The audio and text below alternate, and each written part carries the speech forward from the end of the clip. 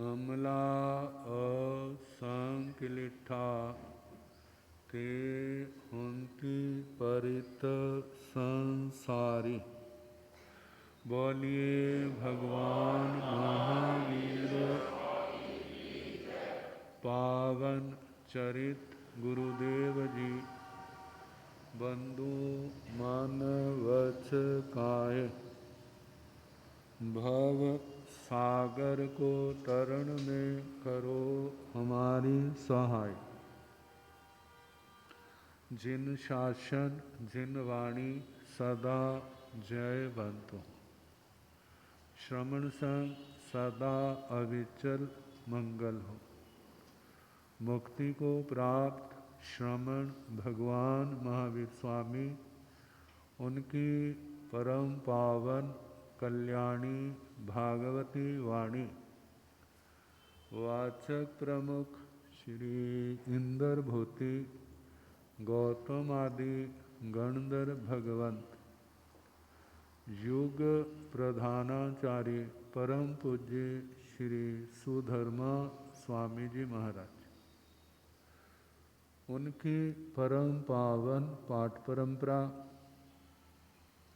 वर्तमान आचार्य ध्यान योगी परम पूज्य श्री शिव मुनि जी महाराज एवं गुरुजन सबके पावन चरण सरोजों में मेरा अनंत अनंत वार वंदना नमस्कार।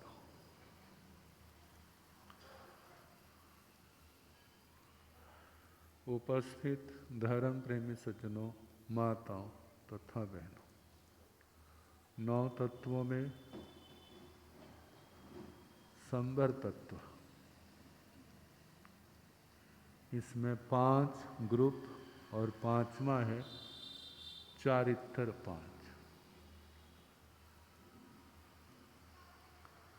5 प्रकार का चरित्र हमारे जीवन में आए। ये 5 प्रकार का चरित्र देखा जाए तो फूलों की शैया तो नहीं है, फूलों की शैया नहीं है।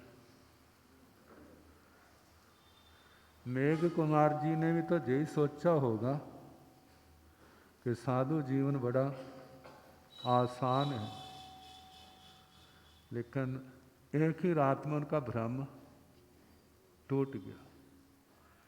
अरे एक दिन में ये हालत तो सारी उम्र क्या होगा। एक ही तो कथा सुनी थी उसने, ज्यादा तो नहीं सुनी थी। उससे वो साधु बन गए,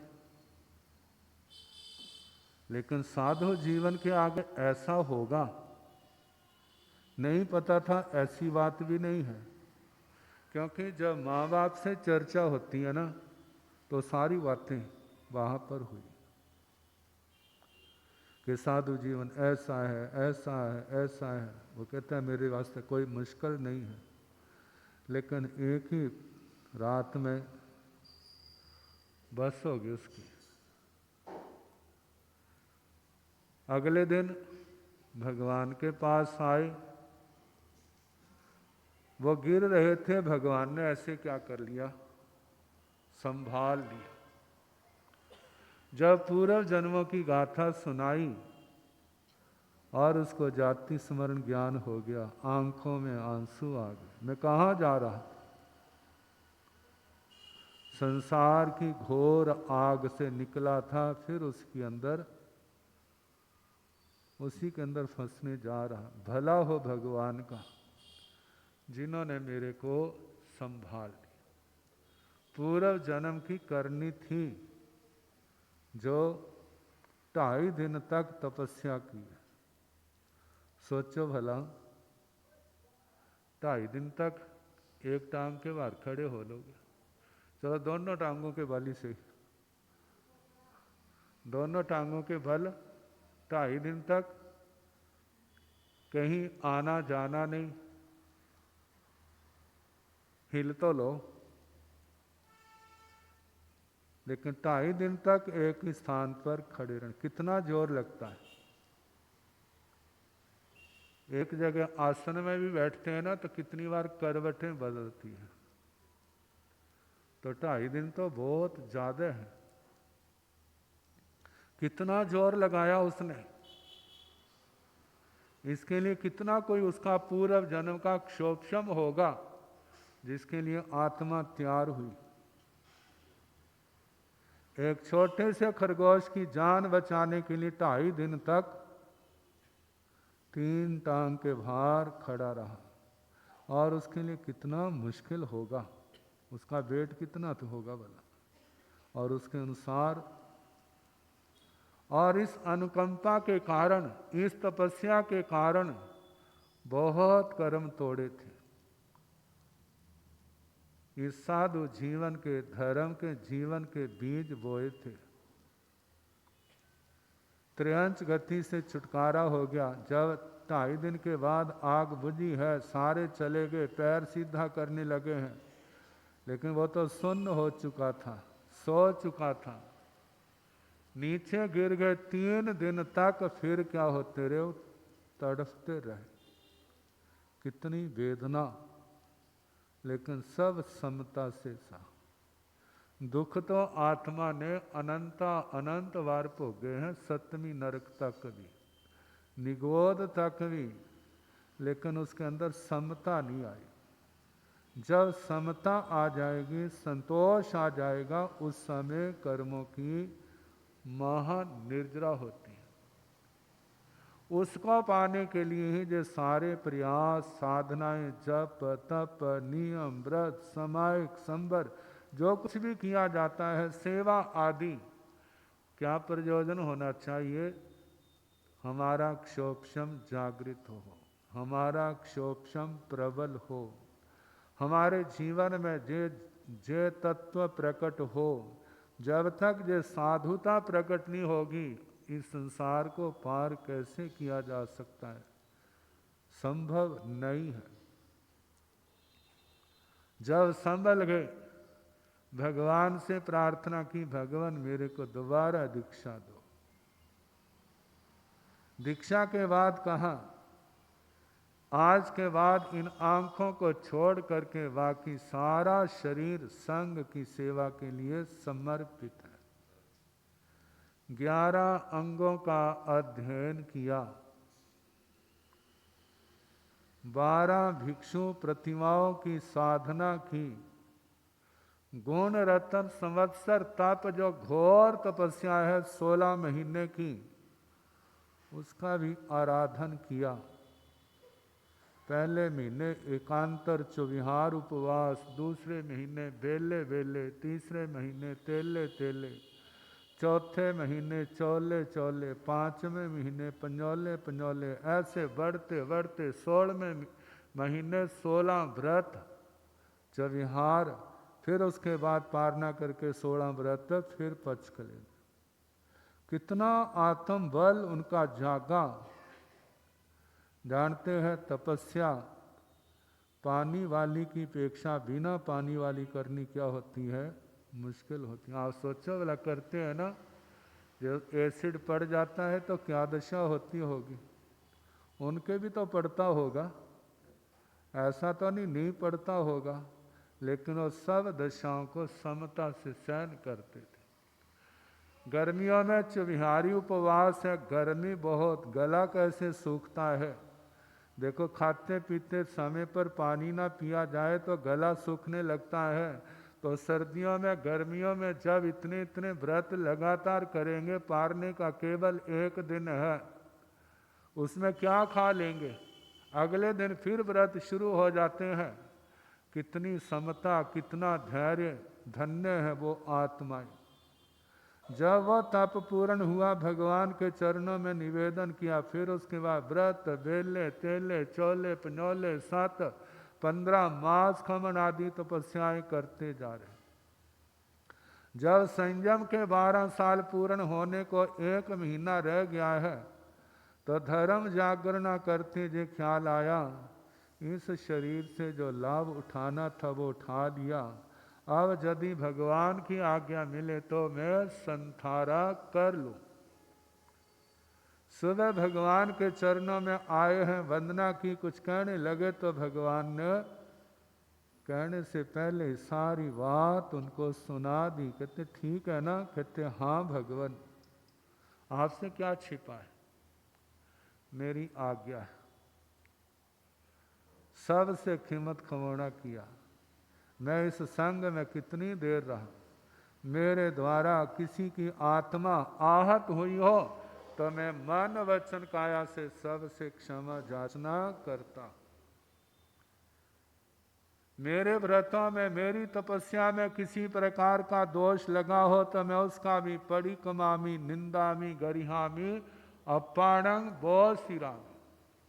भगवान की आज्ञा लेकर के कृतादि अणगारों के साथ वो व्यवहार पर्वत, उस पर्वत पर गए हैं।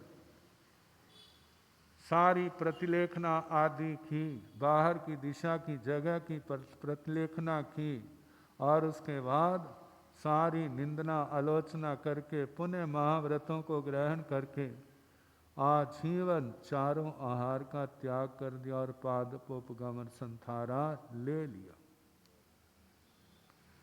1 महीने का संथारा आया।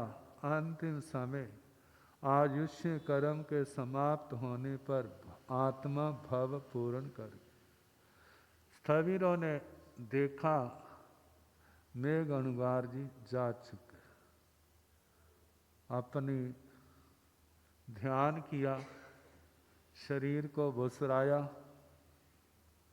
ध्यान किया, उनके जो पात्र आदि थे, उपकरण थे, उनको ग्रहण किया और वापिस भगवान के चरणों में आ गए। सारे समाचार निवेदन किया। भगवान मेघ अणगार भव पूर्ण कर गए। उनके जे भंडोपकरण, वो संत अपनी साधना में लीन हो गए। गौतम स्वामी जी पूछते, भगवान वह आपका मेघ अणगार अंत्यवासी बड़ा प्रकृति से भद्र था, विनम्र था, शांत था, जिसके कषाय बड़े पतले थे। आपकी आज्ञा लेकर के उसने संथारा किया। 1 महीने का संथारा आया। भगवान वो भाव पूर्ण करके कहाँ गया?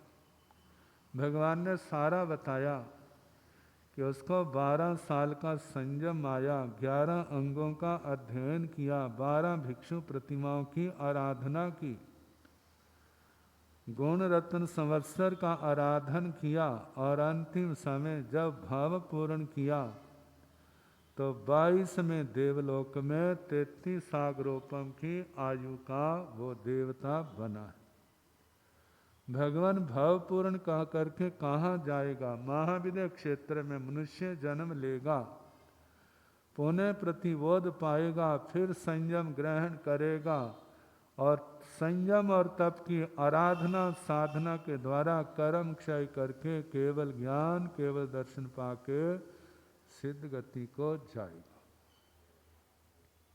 साधु साध्वी के लिए शास्त्र स्वाध्याय का निर्देश दिया जाता है।